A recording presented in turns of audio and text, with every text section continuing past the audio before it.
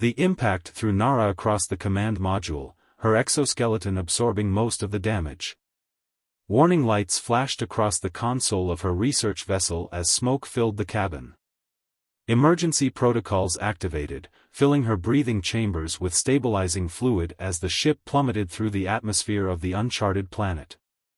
Navigation systems failing, the ship's AI announced in the musical language of her people. Prepare for emergency landing. Landing was a generous term for what followed. The vessel carved a trench through a dense forest before coming to rest against a hillside. Nara's 4 eyes blinked open in sequence as she regained consciousness, her iridescent skin shifting from distressed red to a cautious purple. She checked her vitals on her wrist device, injured but stable. Damage assessment, she croaked. Hull integrity compromised. Communications array destroyed. Engine core damaged beyond immediate repair, the AI responded. Local atmosphere breathable but contains unfamiliar microbes. Caution advised. Nara cursed in her native tongue. She had only intended to conduct a brief survey of this planet's upper atmosphere, never to make contact with its surface, much less its dominant species. The Galactic Council's guidelines on pre-contact civilizations were strict, observation only, no interaction. And yet here she was, stranded on a Class 3 developing world that her briefing had identified as Earth. The ship's external sensors were still functioning. Nara reviewed the data about the planet's dominant species, bipedal mammals called humans. The information was concerning. These humans were omnivorous predators with remarkable tool-using capabilities and a history of consuming other species. Their technological development was primitive but accelerating rapidly. Most alarmingly, they had a documented history of fear and aggression toward the unknown. If discovered, probability of dissection for study, 78.3%, the AI stated calmly. Probability of being consumed, 29.7%. Nara's skin flashed white with fear. She needed to hide while her ship's self-repair functions worked on the critical systems. She gathered emergency supplies and her research tools, then sealed the vessel behind her.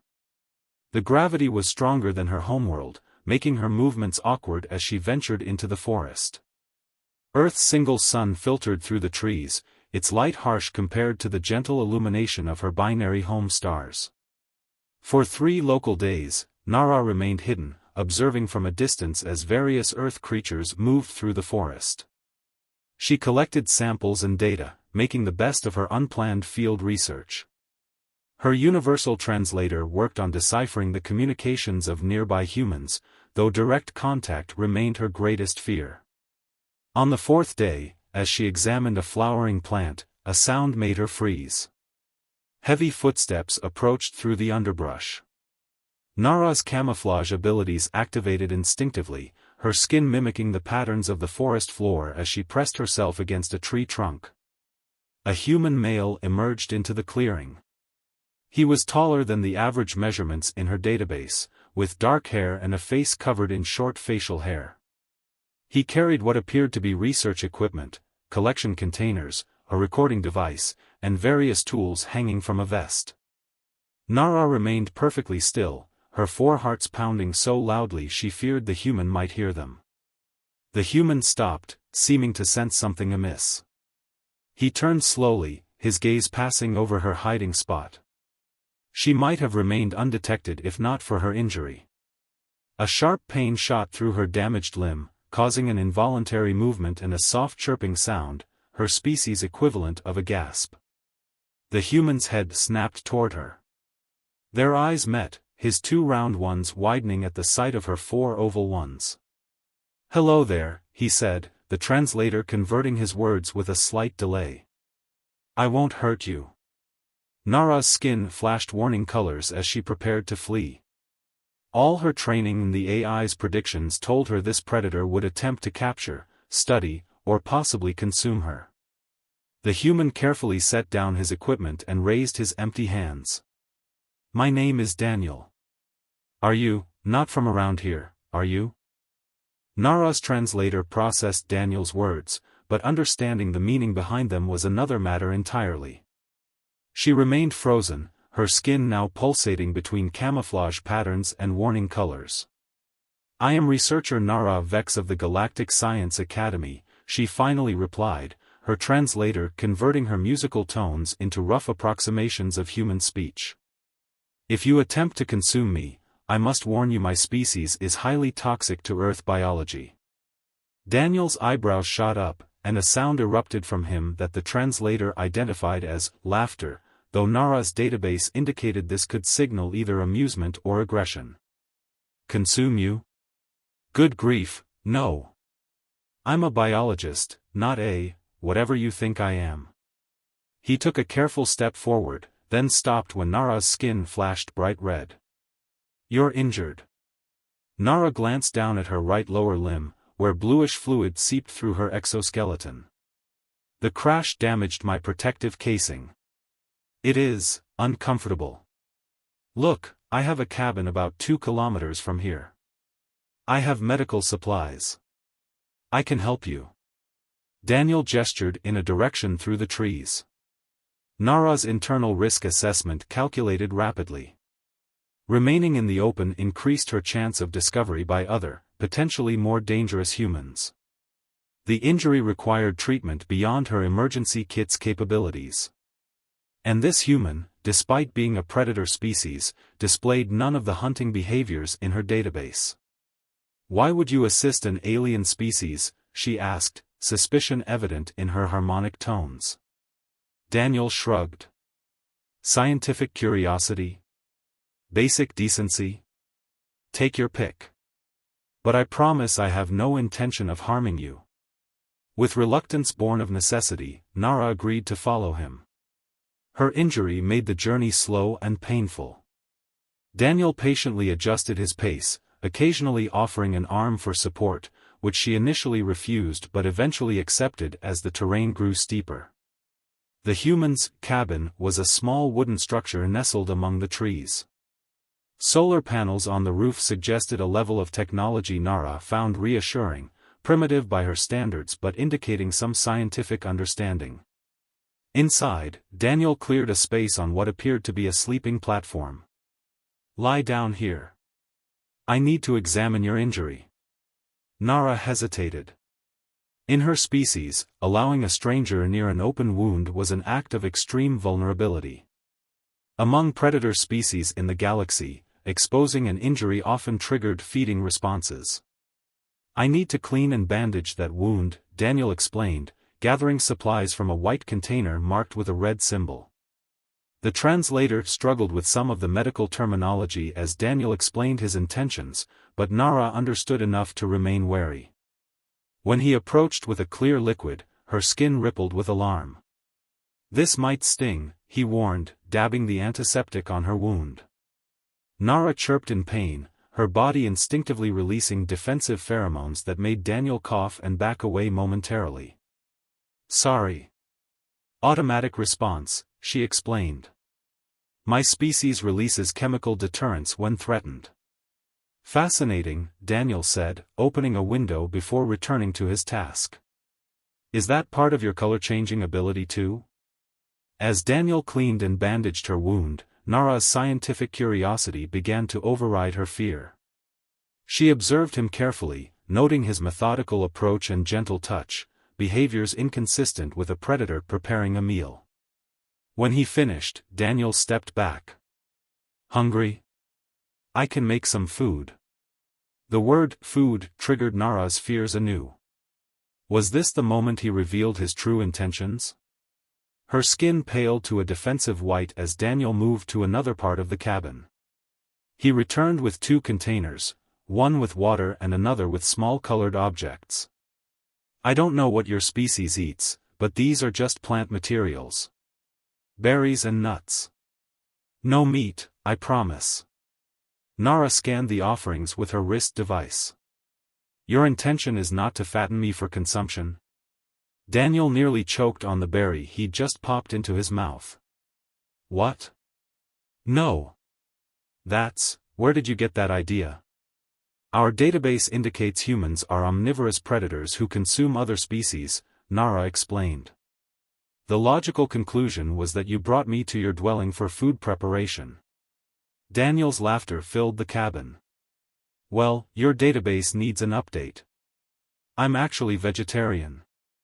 The translator offered no equivalent term, and Nara tilted her head in confusion. It means I don't eat animals. Or aliens, he added with what her database identified as a smile, a facial expression with multiple potential meanings. As night fell over the forest, Nara remained alert despite her exhaustion. Daniel prepared a sleeping area for himself on the floor, giving her the bed. The gesture contradicted everything her species knew about predator behavior, where the strongest claimed the prime resting spot. Why do you yield your sleeping platform? She asked. It's called hospitality, Daniel replied, settling into his makeshift bed. You're a guest in my home. And you're injured. Nara's 4 eyes blinked in sequence as she processed this concept. Perhaps there was more to these humans than her database suggested. As she drifted into a light healing trance, her final thought was that miscommunications might be inevitable between species, but they could also be the beginning of understanding. Dawn broke over the forest, filtering through the cabin's windows in bands of golden light. Nara awoke from her healing trance to find Daniel already active, hunched over what appeared to be communication devices. He hadn't noticed her stirring, and for a moment, fear spiked through her. Was he reporting her presence to human authorities? Her skin inadvertently flashed a concerned yellow, catching Daniel's attention. Good morning, he said, setting aside his devices. How's the injury? Nara flexed her damaged limb. The human's primitive bandaging had actually complemented her body's natural healing processes. Improved. Your medical intervention was adequate. Daniel grinned. High praise. Are you hungry? Over a breakfast of fruits and what Daniel called oatmeal, Nara cautiously began cataloging information about humans through direct observation rather than relying on her outdated database. Daniel seemed equally curious, asking questions about her species and home world. We are called the Vexilli, she explained.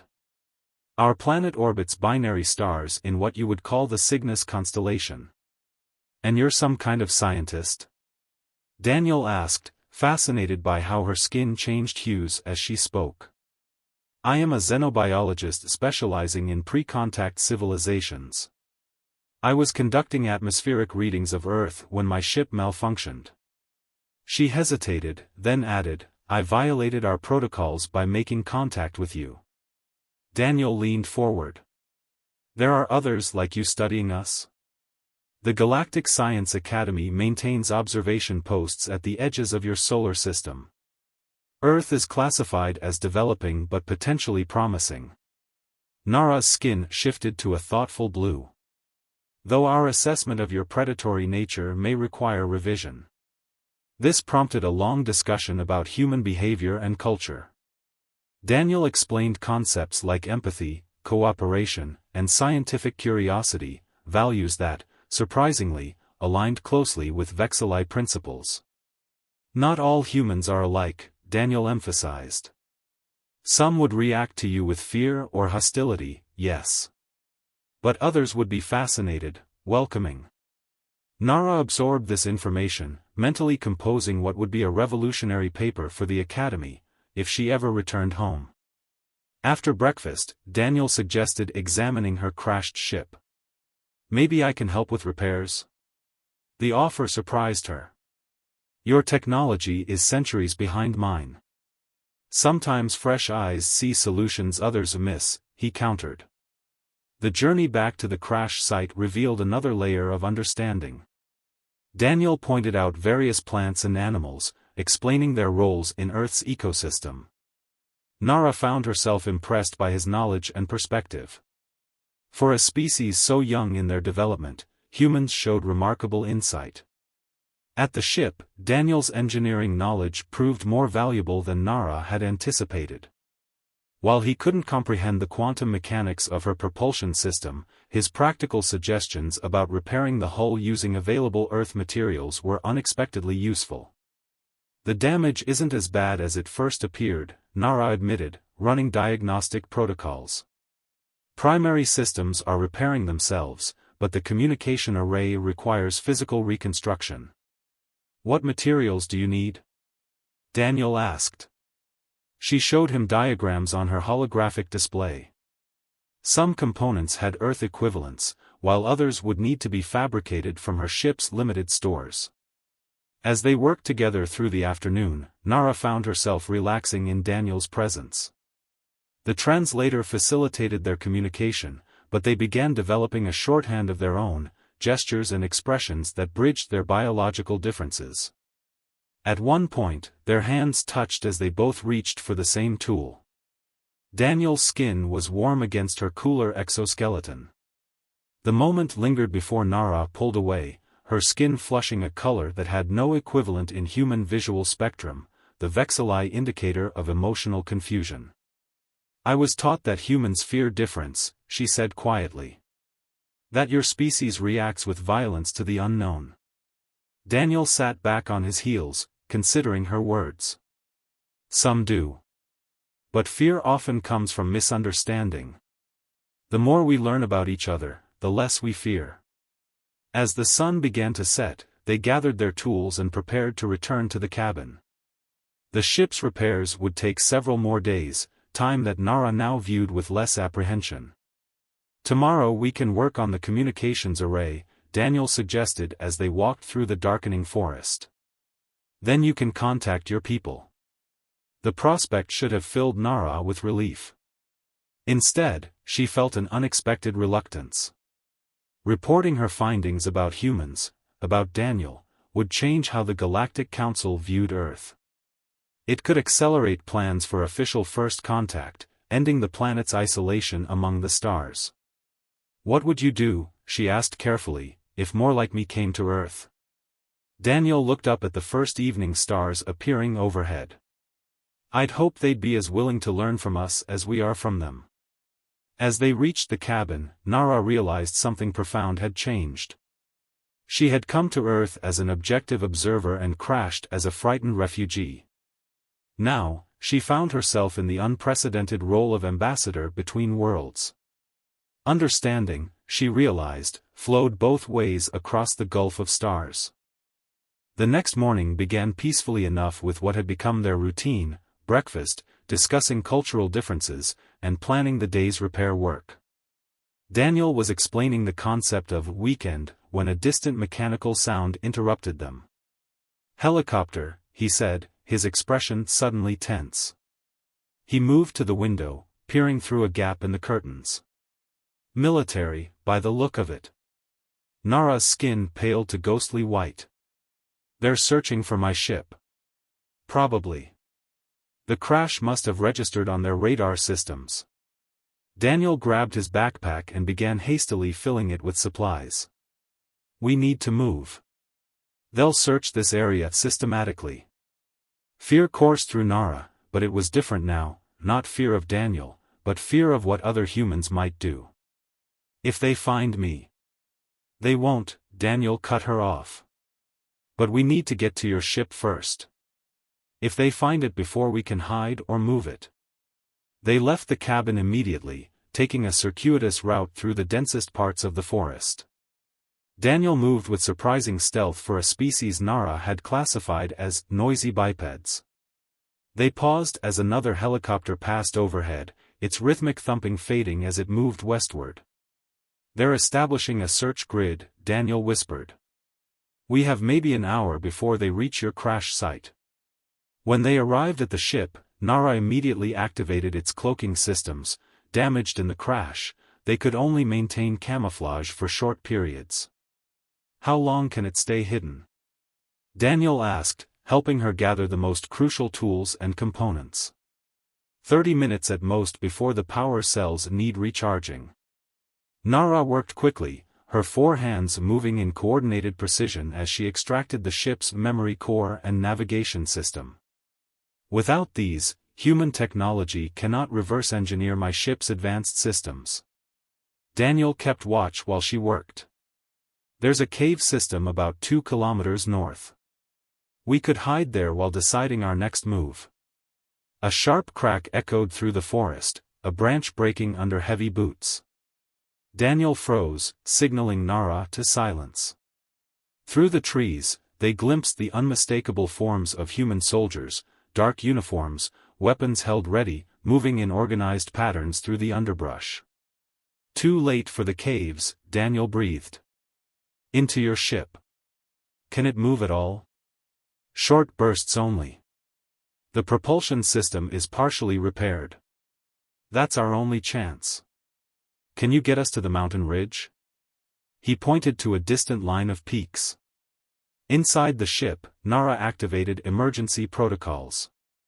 Warning lights flashed across her console. The vessel wasn't ready for flight, even a short one. But the alternative was capture. Secure yourself, she instructed Daniel, who awkwardly strapped into a seat designed for Vexillai anatomy. This will be turbulent. The ship rose unsteadily, its cloaking field flickering. Below, shouts of alarm rose from the soldiers as they caught glimpses of the rising craft. A harsh mechanical voice ordered them to stand down and surrender immediately.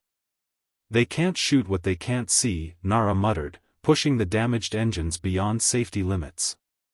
The ship lurched forward, skimming treetops as they fled toward the mountains. Behind them, the sounds of pursuit faded, but Nara knew it was temporary. Earth tracking systems are primitive but effective enough. They'll follow our ion trail. They set down in a secluded valley high in the mountains. The ship's engines whined in protest before shutting down completely, emergency coolant hissing from ruptured valves. We won't be flying again soon, Nara admitted, checking damage reports. The strain was too much for the partially repaired systems.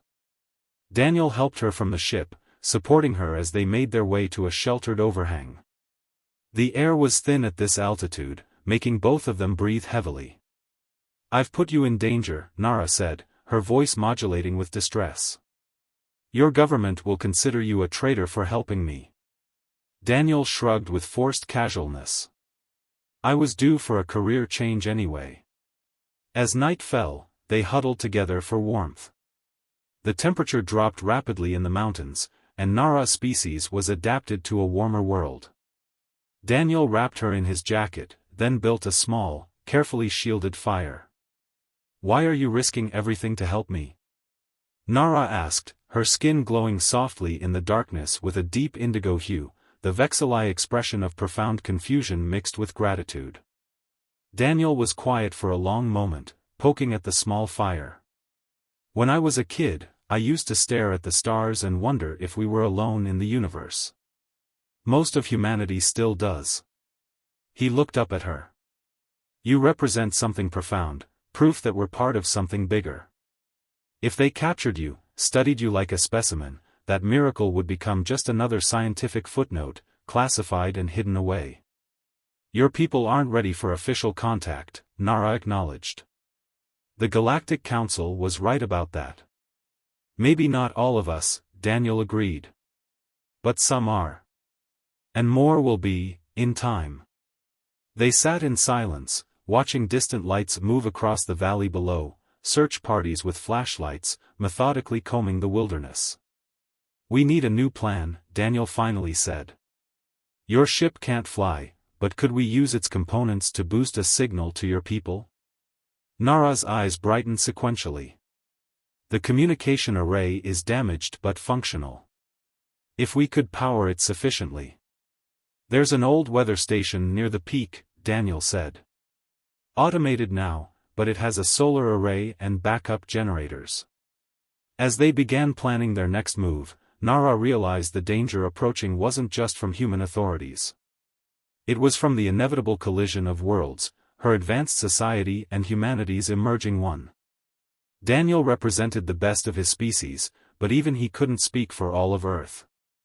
Whatever happened next would change 2 worlds forever. Dawn painted the mountain peaks in hues of gold and pink as Daniel and Nara approached the weather station. Their night in the high altitude had been difficult, with Nara's biology struggling to adapt to the cold and thin air. Daniel had stayed awake, keeping her warm and monitoring her condition. The weather station stood alone on a rocky outcrop, a simple metal structure bristling with instruments and solar panels. As Daniel had predicted, it was automated with no human presence. "Perfect," Nara said, examining the power systems. "With modifications, these solar arrays can amplify my communication device." They worked quickly, knowing the search teams would eventually expand their perimeter to include the mountains. Daniel's practical knowledge of Earth technology complemented Nara's advanced understanding, creating a cross-species engineering collaboration unlike any in human history. "This might actually work," Nara said as they connected the final components. Her universal communicator, now linked to the weather station's power system, hummed with energy. "I can send a targeted quantum burst message to the Vexili observation post at the edge of your solar system." "What will you tell them?" Daniel asked, securing the makeshift antenna. Nara hesitated. "The truth. That my mission yielded unexpected results. That humans are more complex than our studies suggested." Her skin shifted through thoughtful patterns of blue and violet. "That some of you are ready for contact, even if your societies are not." Daniel nodded, a mixture of emotions crossing his face. "And then they'll come for you?" "A retrieval vessel would take approximately 38 of your hours to reach Earth," Nara confirmed. "They would extract me using stealth technology your military couldn't detect." The unspoken question hung between them: what would happen after she left? Nara activated the communication array. Quantum data streamed from her device, bypassing conventional radio frequencies that human monitoring stations might detect. The message was brief but comprehensive: her coordinates, condition, and a condensed summary of her experiences. "Message sent," she announced, disconnecting the equipment. "Now we wait." They retreated to a sheltered position with a view of both the valley below and the sky above. Military helicopters still patrolled the region, but their search pattern had shifted away from the mountains, focusing on the forests where the ship had first crashed. "They'll find it eventually," Daniel said. "Even with the cloaking. By then, it won't matter. The critical components are with us, and the ship's self-destruct protocol will activate if anyone attempts forced entry." They shared the last of Daniel's supplies, dried fruit and protein bars that Nara found strangely appealing despite their alien composition. The simple act of sharing food, once terrifying to her, now felt natural. "Will you tell your people about me specifically?" Daniel asked. "You will feature prominently in my report," Nara confirmed, her skin flushing with a warm amber glow. "You've changed our understanding of human potential." As the sun began to set on their second day in the mountains, Nara's communicator pulsed with an incoming signal. "They've received my message. A retrieval vessel has been dispatched." Daniel's expression was complicated, relief mingled with something that looked like loss. "I'm glad. You deserve to go home." "Daniel," Nara began hesitantly, "the Galactic Council will review my findings. It could accelerate the timeline for official first contact with Earth. Is that good or bad? It depends on how your people respond." Nara's 4 eyes blinked in sequence.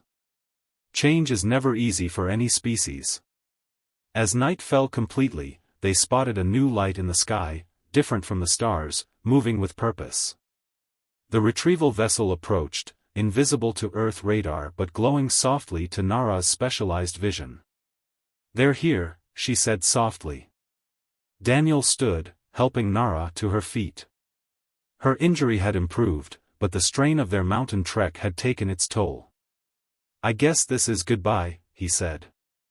Nara's skin rippled with colors human eyes couldn't fully perceive, the complex emotional palette of her species expressing feelings she hadn't anticipated developing for an alien being. "Among my people, we don't say goodbye to those we consider connected," she said. From her equipment pack, she removed a small crystalline device. This is a quantum-paired communicator. Its mate will stay with me. Distance, even interstellar distance, doesn't affect the connection. Daniel accepted the device, holding it carefully. We can stay in touch? Simple messages only, and infrequently to avoid detection by your authorities. But yes. Nara's skin settled into a serene blue glow. You once looked at the stars and wondered if humans were alone.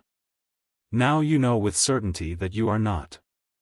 Above them, the retrieval vessel descended silently, a beam of soft light enveloping them. Daniel felt no fear, only wonder.